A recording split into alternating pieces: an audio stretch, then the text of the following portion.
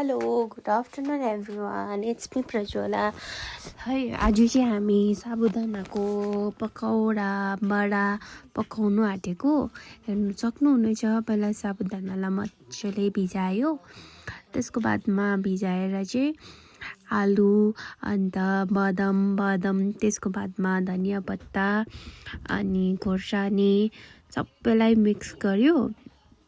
Mix गरेर चाहिँ त्यसको माथिबाट हाल्यो हामीले रातो रङ हाल्यो, त्यहाँदेखिको जिरा हाल्यो, त्यहाँदेखिको नुन हाल्यो, त्यहाँदेखिको त्यसलाई मजाले मिक्स गर्यो। मिक्स गरेर चाहिँ त्यसको बादमा चाहिँ यहाँ चाहिँ हेर्नु सक्नुहुनेछ, मिक्स गरेर चाहिँ त्यहाँदेखि हामीले चाहिँ त्यसलाई डो टाइपको बनाउनु पर्यो नि त।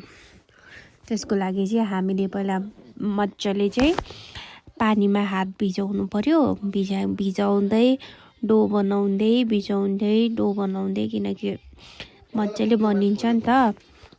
हामीले त्यसलाई डो बनाउनु पर्छ नि त। अन्त डो बनाएर चाहिँ त्यसको बादमा चाहिँ हामीले तेल गरम गर्यो। तेल गरम गरेर चाहिँ त्यसको माथिबाट चाहिँ हामीले हाल्यो।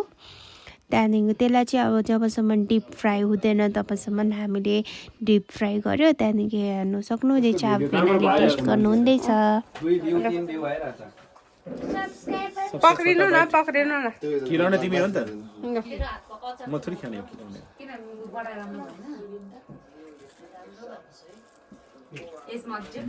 कस्तो भएछ? दामी यम्मी भयो। अनि गाइस आजको लागि यति नै। Thank you for watching guys.